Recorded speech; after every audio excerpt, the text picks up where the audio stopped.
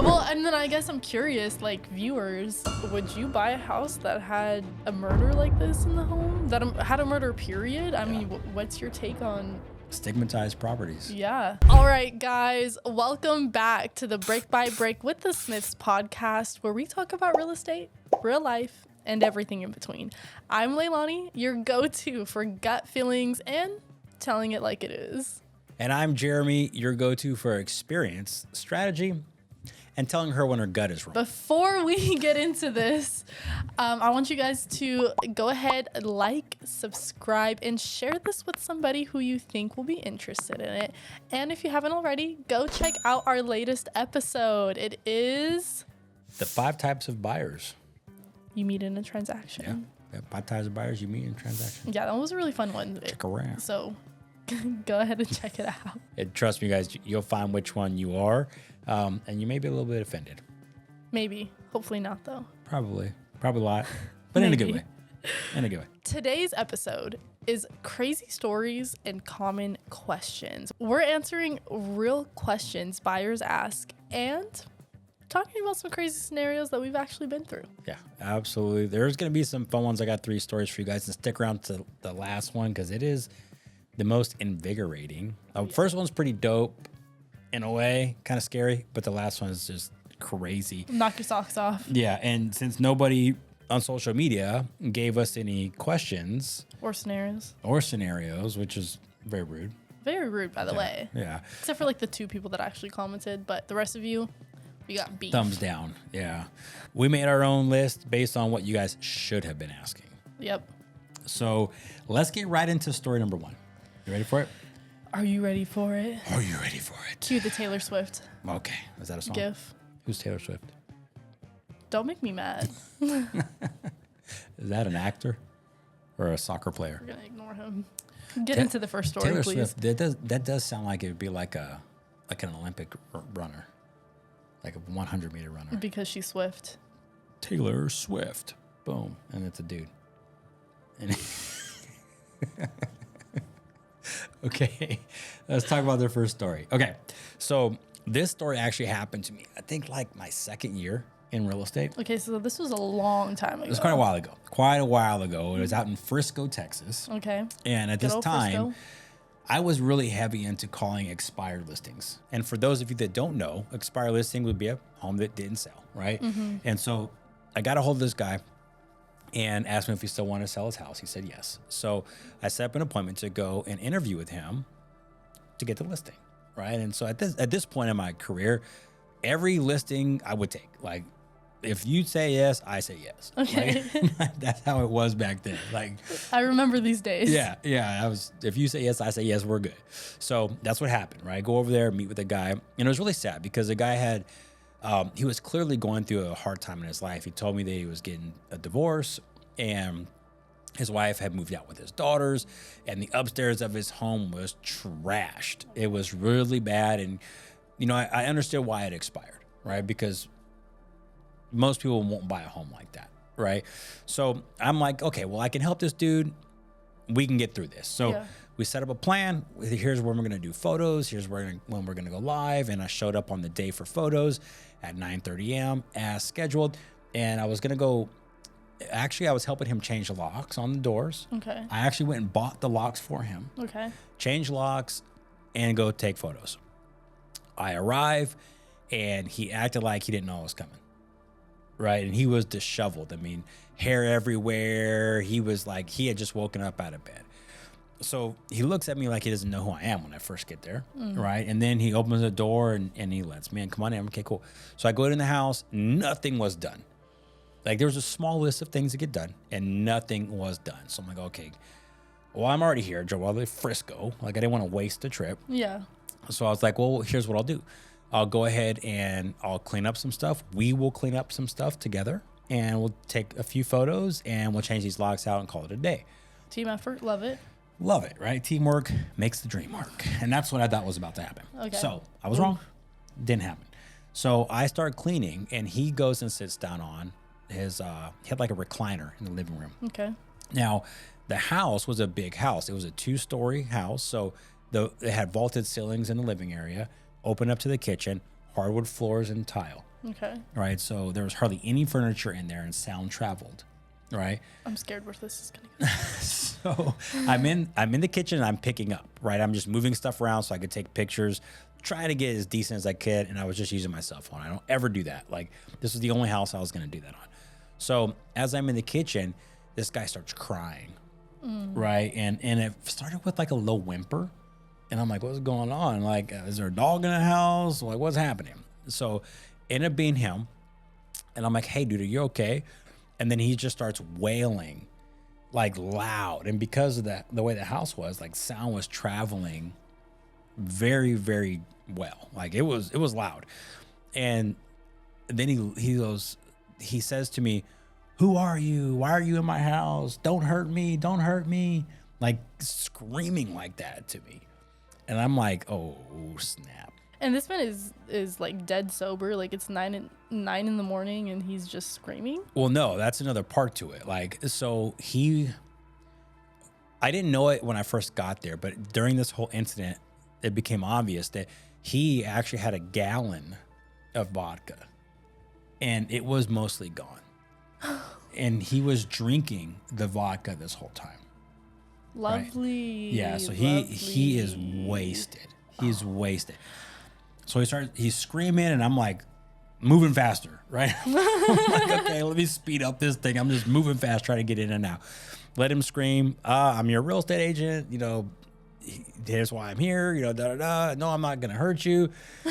And then he starts hyperventilating and saying he can't breathe. Oh. So now I'm like, great. Like, I'm in this guy's house. He can't breathe. Like, I asked him if he wanted me to call an ambulance. So he said, yeah, I need an ambulance. So I'm like, okay, cool. So I'm calling the ambulance. And as I'm doing that, he gets up and goes to his bedroom, which is like adjacent to the living area. Okay. He goes in his bedroom. He lays on the bed, and I can see the bed from the doorway. So I'm just keeping an eye on the guy because I'm like, I've never experienced this before. Yeah. Right? So I'm like, what is going on? This is crazy. I don't want to let my eye off him. Like, what if he goes and gets a weapon or something, like a bat or something, like comes after me, right? So I just want to know, at least I can get a head start. You know what I'm saying? Like, I need to be able to hurry up and get out of there. So You should have got out of there when he started screaming. maybe so. So I'm in there, and I get 911 on the phone, and I'm telling them what's going on. I give them the address, and the 911 operator says to me, sir, we want you to go ahead and exit the house. And I'm like, but he's in here screaming, and I don't want to take my eyes off him. They're like, well, sir, we know who he is. We've been to the house a bunch of times. He's got weapons in the house, and we're fearful for you, you know, that if you stay in there, that he's going to take one of these weapons and use them against you. Oh, no. Yeah. And this whole time I'm standing I'm still in this doorway, right? And he's still screaming, and he still goes back and forth from being okay to taking a swig to screaming, telling me not to hurt him, right?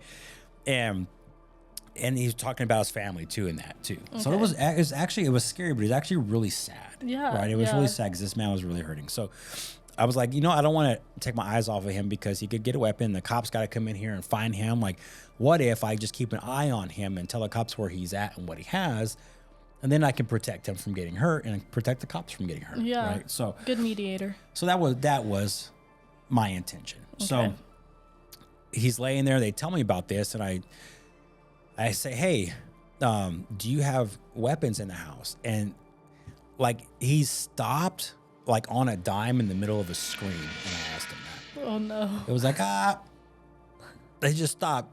And then he kind of very sinisterly did one of these. And turned and looked at me, and he was like, yes. Like that. And I'm like, what?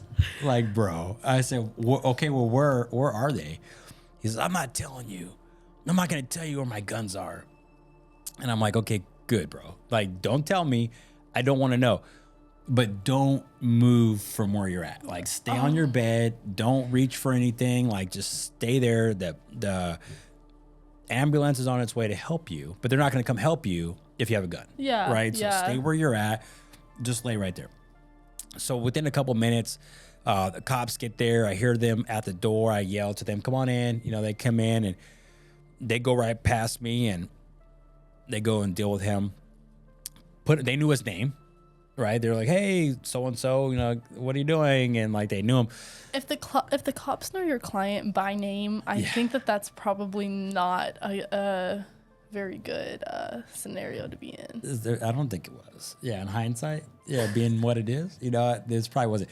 So they take him off in the stretcher. He's screaming the whole time, and they take him away. And I finished the photos, and I finished the photos, and I replaced the door locks for him, you know, and kind of left him a key somewhere. I'm like, hey, I was actually in a combination lockbox. So I put the key in there and gave him text him the combination. And then that was kind of it. So they took him away. I did my thing. Cops asked who I was, why I was there. I explained everything. They didn't bother me. And then I called his mom and I was like, hey, I was over at your son's house. This is what happened. He's at the hospital. I just want you to know where he's at so that you can go get him, right? Or whatever. And she was like, oh, yeah, I'm so sorry. I forgot to tell you. Because I had talked to her prior to this. I can't remember why I started talking to her. But she says, I forgot to tell you that he's got schizophrenia. Oh. Yeah. And so not only did he have schizophrenia, but he was off of his medication and he was on the vodka. So that was like a cocktail for craziness. Cocktail for craziness. Yeah. Yeah. It really was. So that was a great first crazy story. Yeah. It's one of my top three. So you guys got one of my top three right off the bat. Number one's coming though. Number one beats that. Number one beats that for sure. There's so many stories that we can tell dealing with people. Yeah. What would you have done in that situation? I would have been out of that house so fast. Yeah.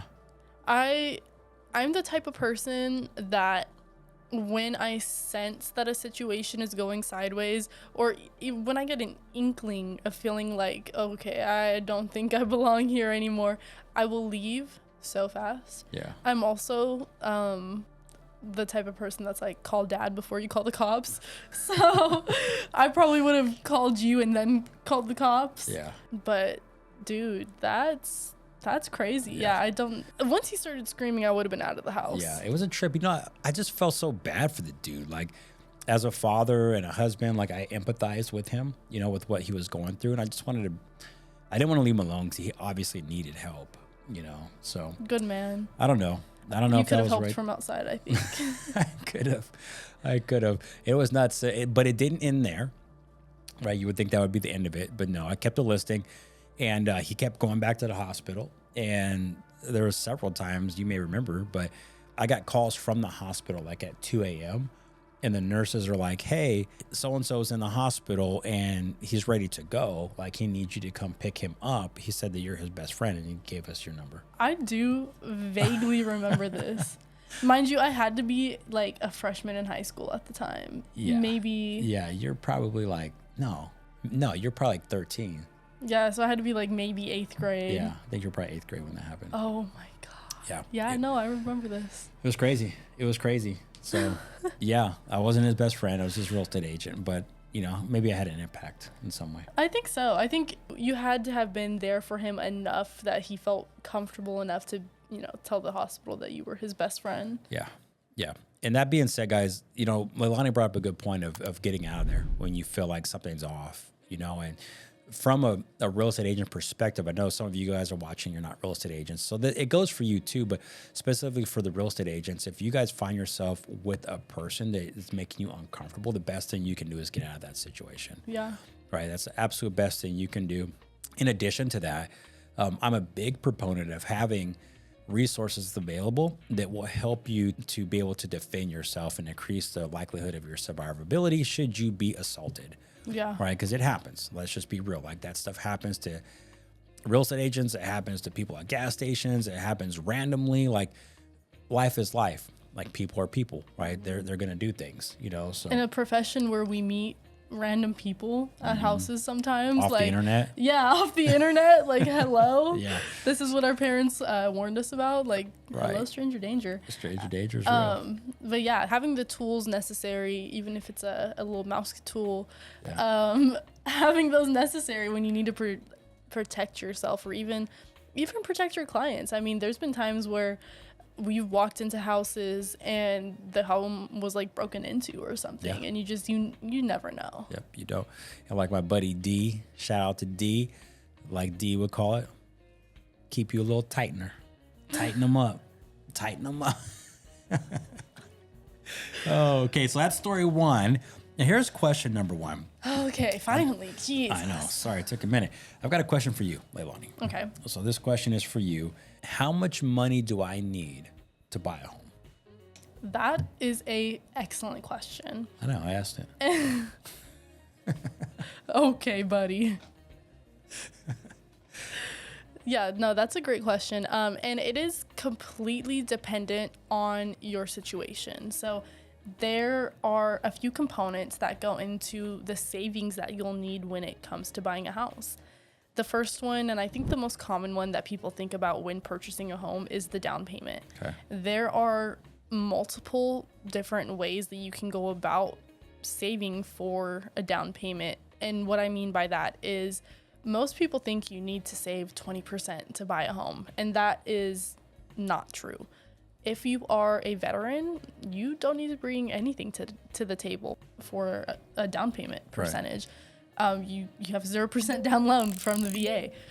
If you are buying in a rural area, you can get a USDA loan that's also 0% down. If you can qualify for an FHA loan, those go as low as 3.5%. And for conventional, I think they can go as low as 3%. So yeah, they can. If down payment is, what you're struggling with, there are programs or down payment assistance programs that can help you with lowering that. So that's the first component. Component number 2 is the closing cost side. This is in addition to your down payment. And some people don't know that. They think all you need to save for is your down payment, right, which is misleading. You also have closing costs that go into that. So when it comes to those closing costs, typically we'll tell people you want to save somewhere in between 2 to 5% on the high side of the purchase price of your home. Now, it's important when it comes to that purchase price that you know what your price range is. If you're saving 5% of, $200,000 and your purchase price is actually $500,000, right, that's not going to really put a dent in what you need to save for closing costs. It may, but you want to make sure that you're saving the appropriate amount. And then the third component, the third component is fees that you'll pay during the transaction. So that can look like an option fee, an earnest money deposit, your inspection fee for, the general inspection, and then if you need multiple inspections, as well as the appraisal. And those are typically the 4 that we will tell our buyers about. There can be others, but when it comes to those fees that you'll pay throughout the transaction, we call them the fees that you'll pay before you even get to the closing table, those are the most important 4. So those 3 components, you got down payment, closing costs, and fees that you'll pay before you get to the closing table. It all depends on your situation and on your price point. So going back to the question, how much money do I actually need to buy a house? It's completely dependent on your situation. And if you have that question, if you want to know how much you need, let us know. Comment, DM us, or shoot us an email. And we'd be more than happy to connect you with some of our awesome lender partners and get that question answered for you. Absolutely. It's important to plan for that, because the last thing you want to do is forget that plan and then figure out in the process you don't got enough money, have to back out. Yeah. And then another cool thing is if you have a great real estate agent like one of us, we can negotiate money from the seller to help pay some of these things like the closing costs or to go towards your down payment or something like that. So definitely if that's a question that you have, connect with a great real estate professional like one of us and get a great lender to talk to. All right. So our second story, guys, is going to take us all the way out to Chicago, Illinois. So it's winter. And if you've ever been to Chicago, in the wintertime, it gets cold, very cold. Just a little bit. Lots of snow on the ground. So that's what's going on. It's wintertime home sale. And This is actually from somebody I know personally. This is their story of what happened to them on the sale of one of their investment properties. So they had the house on the market in late summer, and then it went into contract like early fall, sometime in the fall. And the deal didn't actually close until wintertime, right? So they go through this whole process. They get the offer, they negotiate a deal, they go under contract, they go through the inspections, and they go through all of the motions that you would go through in Chicago to get a home bought or sold, depending on which side of the transaction you were on. And they do that successfully. They get to the closing date comes, everything's good, buyer signs, seller signs, and the house is sold. Now you may be thinking, Jeremy, that sounds like it should be at the end of the story. And typically it should be, right? That definitely should be the end of the story. However, when the buyers got the keys from the title company and then went to their brand new home, they were so excited. Movers were out there ready to move all the furniture into the house. I'm scared. The family was pumped up. Like, these guys were stoked. Their agent wasn't with them because their agent, had already went to the closing with them, and they closed and they went by themselves to the house and put the key in the door of their beautiful brand new home, turned the lock, click, it's open. They're stoked. They're going to go into their new house. So they open the door and they're greeted with a house full of water. Oh, no. Water and ice. Oh, no. Pipes had busted, flooded that brand new house that they just bought, and ruined cabinets, ruined drywall, ruined their whole day. Their whole buying experience ruined in this moment. Yikes. First thing that they do is call the real estate agent and say, there's a problem, here's what it is. Real estate agent calls seller, who is also an agent, and says, we've got a problem. What's the problem? Well, house is destroyed. This is up to you to fix. We just closed on the home. You, the seller, are responsible for fixing this problem.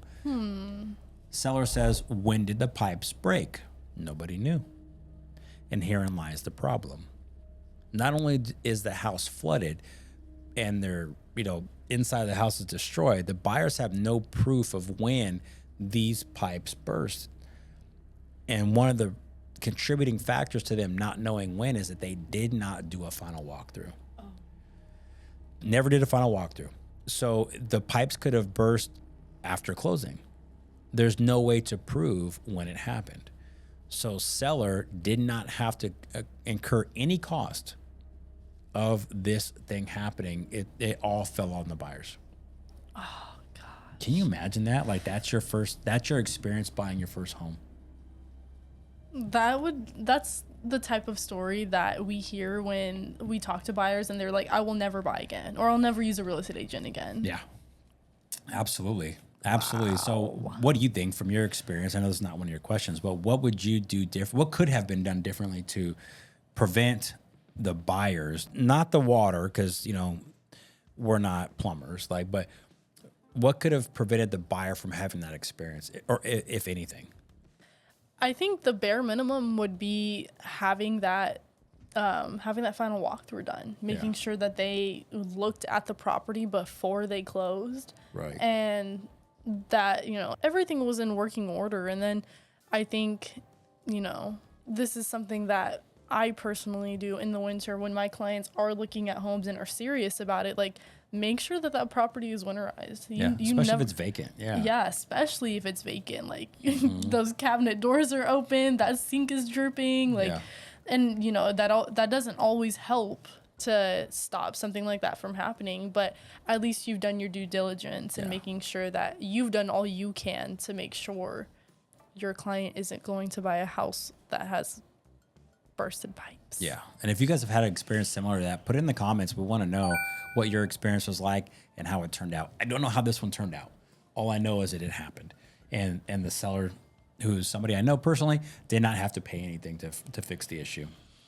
So I don't know if they turned the real estate agent in. I don't know if I have no idea.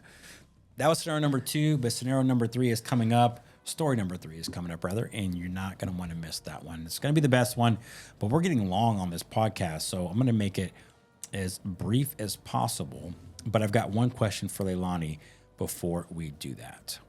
Let's go. What's my question? Should I buy now or should I wait for rates to drop? Another great question. I love this question. And the answer to that is ultimately, you should do what's best for you. Always, 100% of the time. But a little bit deeper in depth, the answer to that is that rates and prices typically have an inverse reaction to each other. Meaning, when rates go up, prices tend to start coming down. And when rates go down, prices tend to go up. And we saw that happen back in 2020, where prices were freaking astronomical and rates were like 2 to 3%. Yeah. Which I think if anybody, had their desired wish to come true, it would be rates that are like 2% again. But people were paying $50,000, $100,000 over list price on these homes because prices were just so insane. Versus now where people are paying $25,000, $50,000 under list price and rates are a little bit higher. But the thing about rates is that you can always refinance. Right. And when are rates going to come down to a point where you would be happy to refinance? That's a great question. We've got mortgage rate analysts for a reason. You should definitely go check them out. Mm-hmm. Absolutely. But overall, the answer to that question is to do what's best for you. To make sure that at the end of the day, if you need to buy a house right now, you don't let rates get in your way. And if you do have a 2% interest rate and you don't need to sell or you don't need to buy and you're happy where you're at, I mean, there's no reason for you to really make a move. Absolutely. I like it. So basically what I get from what you're saying is buy when the house and the payment work for you. Yep. Could be anytime. And if rates are the only thing that are holding you back from buying a home, you can get concessions from a seller to help you buy your rate down. Or you can look at a new build that may be offering lower interest rates than what are on the market right now. Yep. There's always options. There are definitely options, but you got to explore them. You got to explore, you got to ask. Right. And real quick, I have another question for you before we go on to story 3. Actually, you know what? No, let me finish story 3 and then I'll ask you the last question. You sure? Let's do that. Yeah. Okay. Story 3. I've been waiting to tell you guys this one. This is probably one of my favorite stories to tell, but I'm going to make it short. Again, we're going longer today. So let me break it down for you. So it's springtime. In Texas, in the spring, it is beautiful. My favorite time of year. I mean, the greens are so bright. The blue bonnets. The blue bonnets are out, like the breeze, like in April. Oh my gosh, it's like absolutely perfect. So I had some clients, it was a family. They had moved from California and they were looking for something that everybody's looking for today, peace. They wanted peace, they wanted tranquility, they wanted space, they wanted to be out in the country on 5 or more acres, and they wanted their little ranch style piece of Texas pie. Okay. And I love looking for that. Like, that's probably one of my favorite things to go shopping for. Oh yeah. With other people's money. The new American dream. Yeah, it's beautiful. So at this point, we had looked probably at like 10 to 12 homes. Okay. Right, it was they were gonna go shopping. Like the day before, it had rained, but this day was like, you know how it is day after it rains, where everything is just the smells. So vibrant. And like, it was a perfect day. I drove out there, windows down in my truck, music blasting. Like, it was absolutely gorgeous. We get to this house, and here's what we see. The house is a white colonial, I guess, or country style, not colonial, country style home with a wraparound porch that went all the way around the house. There was like a swing on it. Everything looked like it had been freshly painted. It looked like it was in really good condition. Now, to get into the property, there was like a gravel driveway. Okay, so where the driveway met the street, there was 2 cars parked there facing the street, kind of similar to where you would put a car if you were wanting to sell it. Okay. Right? So we drive down the gravel driveway, and because it had rained, it wasn't kicking up dust like it typically would, right? And we drive past these 2 vehicles, and we park alongside a 4-car garage that was detached. And what we didn't know though is in this garage above it, it had been converted into an apartment complex. Or not, it had been converted into a single apartment. Yeah. Not a whole complex, just one single apartment. And we saw that later, but that was really cool.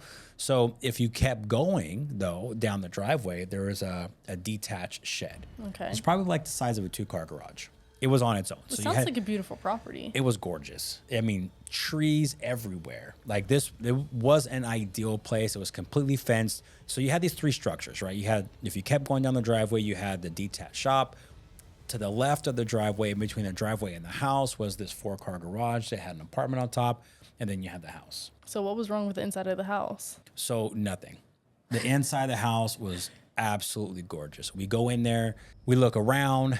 I mean, the flow was good. It was exactly what they were looking for. The exact size that they needed, the ideal amount of bedrooms, the wraparound porch that we hadn't seen on any of the homes that we had looked at. Yeah. Right. This thing was perfectly set up. It was set back off of the street, probably about a good 150 to 200 feet. Oh, man. You know, so there's privacy there, Yeah. you know, in a big front yard. And I believe it was on 5 acres. So we look at the house and it was gorgeous. They loved the inside of the house. So we go over, we look at the apartment. They loved that. We go, and it was cool because like you could enter it on either side of the, because it was long, like the length of a 4-car garage, you could enter it from either side. Okay. And was really cool. And then we go over to the shed and it had electricity to it. It was like a little workshop area, perfect for what the husband wanted.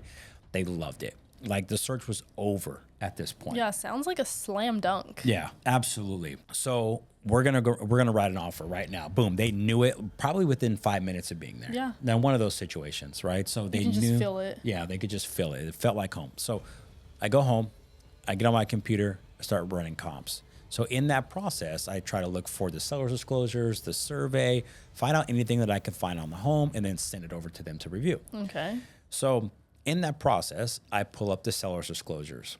And here's where things took a turn, like very drastically. So in the seller's disclosures, in the seller's disclosures, it was disclosed that there was, and I can't remember how they worded this, but basically there was a death on the property, Okay. right? But I can't remember if it said like a murder or a homicide or just a death, right? I can't remember what it said. That's but a very drastic difference. absolutely. Absolutely. So, but I remember thinking to myself, like, this is a big property, so it could have been anywhere. Yeah. Like somebody could have accidentally done something or, you know what I'm saying? Like an intruder, you know, something. Yeah, Like anything yeah. could have happened on the property. So I start making up all these stories about what could have happened, right? So I send it to the buyers. I'm like, hey, here's what's going on. Here's what I saw. We should probably look at this. And so we start Googling the address and trying to figure out what had happened. Well, we found it, and here's what we found. So back in the day, not that far back in the day, maybe like 10 years prior to when we were there, maybe less than that, there was a man that was living in the house Okay. with his girlfriend. Okay. And then there was a man that was living in the apartment above the 4-car garage. Okay. So we've got 3 characters so far. So we've got 3 people. Yeah. So one night, the man in the garage or living above the garage hears gunshots outside towards where the shop is. So at some point, he calls the police. I can't remember if it was that night or if it was the next day. Like at some point, he called the police. I feel like you hear gunshots on your property, like either you go check it out or you, call the cops like immediately. True, but in the country, like it's not that uncommon. You know what I'm saying? I guess. When you're out there in the country, like it's not that uncommon to hear gunshots. It's really not. So at some point, this man calls the police. So the police come, and as they enter the property on the same gravel road that we entered the property on, there was a vehicle parked at the end of the road where those 2 vehicles were parked when we went to the property. Oh, that's spooky. And it had a for sale sign on it. So that was just a thing. Like that comes into play. But at the time, they didn't know. So they drive down the driveway. They meet with the guy who was the guy who called and complained. The apartment guy. The apartment guy. They meet with him, and they start looking around the property. Well, you know, it must have been a little while after because I think they smelled something in the garage, in the shop. So they go into the shop, and in the shop, what they discover is a tarp with something in it. So they undo this tarp, and inside the tarp is the girlfriend. And the gunshots were, it was at her. Like she had been shot with a shotgun in an attempt to make it to where nobody could recognize her. Like disfigure her? Yeah. In addition to that, and sorry, trigger warning, he had removed all of her teeth, so they couldn't identify her through dental records. And the car that was up for sale was hers. So he was trying to sell her car. He was trying to get rid of her body. He was trying to get rid of her just period. Yeah, yeah. Oh, Lord. And so they go into the house and they find the murder scene. It wasn't in the shop. It was in the house where he had like chased her around, mostly in the kitchen, and like done horrific things and murdered her in that home. Oh, no. Yeah. Isn't that crazy? Oh, no. And so we find all this out together, me and the clients, we find all this out together. And I'm like, hey guys, if you want to go back to that house and write an offer on that house, I'm more than willing to write that offer for you, but I ain't going back there. I'm cool on that. They're like, yeah, we're good. We're not, we're going to pass. They didn't end up buying the house. I think at some point it ended up selling, but I always refer to it as the murder house because I think that's the only house I've ever been to that had such a rich story of a gruesome murder behind it. That's like Crime Junkies level Yeah. storytelling. It really is. Like, or a story, period. they need to look into that. Crime Junkies, hit them up. Let them know. Do a story on that one because it's pretty out there. Yeah. Yeah, and then give us credit for it. Shout Yeah. us out. Hey, here. Ash. Ash. Hook us up, Ash. Cool. So that's the end of my stories. That's the 3 that I have that I like to tell the most. Those are the 3 most crazy ones. I like the middle one though because it gives like a good buffer. a good, not just And a buffer, realistic. but like, yeah, like a practical application Yeah. into real estate. Like this, don't murder. Like, Yeah. read your seller's disclosures. Well, and then I guess I'm curious, like viewers, would you buy a house that had a murder like this in the home? That had a murder, period? I mean, what's your take on... Stigmatized properties. Yeah. Yeah, it's crazy. And you guys might not know this, but there are some things that can happen in a house with somebody dying in it that do not have to be disclosed. Yeah, for sure. Yeah. So how did you feel about living in a house where somebody was murdered? Cool. All right. So last question, Leilani, we'll work this one real quick. Do I really need a pre-approval letter before I go and look at houses? Yes. Technically, Yeah. technically you don't like physically need one, but yes, always 100% you need a pre-approval before shopping for houses. Looking at houses without having a pre-approval is like going window shopping with no wallet, and the place doesn't have tap to pay. Like, Absolutely. you don't Absolutely. even have the option. You don't even have the option Yeah. of wanting or purchasing something if you wanted to. You have no options. Yep. And you're wasting your time, your agent's time, and risking losing out on a house that you feel like you absolutely love because now you found it. Now you got to go through all the pre-approval process, and somebody who's already prepared is going to move and take that house before you can. So you got wasted times, you got hurt feelings, and disappointment. Nobody wants that. That's like a recipe for disaster. Yeah. Sounds like their high school careers. Huh? What does that mean? I don't know. You What do guys you waste mean? a lot of time. You guys waste a lot of time in high school. I was a athlete and in the business academy and jobs and helping out in the real estate business. You cannot say anything bad about my real estate, about my high school experience. Well, maybe not hers then. Yeah, Maybe I'm the not only hers. one. The rest of them, Wasted time. waste of times. All right, guys. Well, that is it for today's episode. Crazy stories and common questions. If you got some clarities or a good laugh out of today's episode, or maybe, some spooky chills, go ahead, like, comment, and subscribe to our channel. Help us grow. Absolutely. And if you got a question or a story that you have encountered that you want us to go over, put it in the comments below. We love you guys' input. We would like to be able to elaborate on those as well. Before you go, go ahead and check out our last episode, the 5 types of buyers that you meet in a transaction. You're going to want to figure out what type of buyer you are. It's kind of fun, kind of like a BuzzFeed quiz. Absolutely. And don't forget, guys, you're going to find a new episode right here on the channel every week. Thank you guys so much for watching, and we'll see you next time. Peace.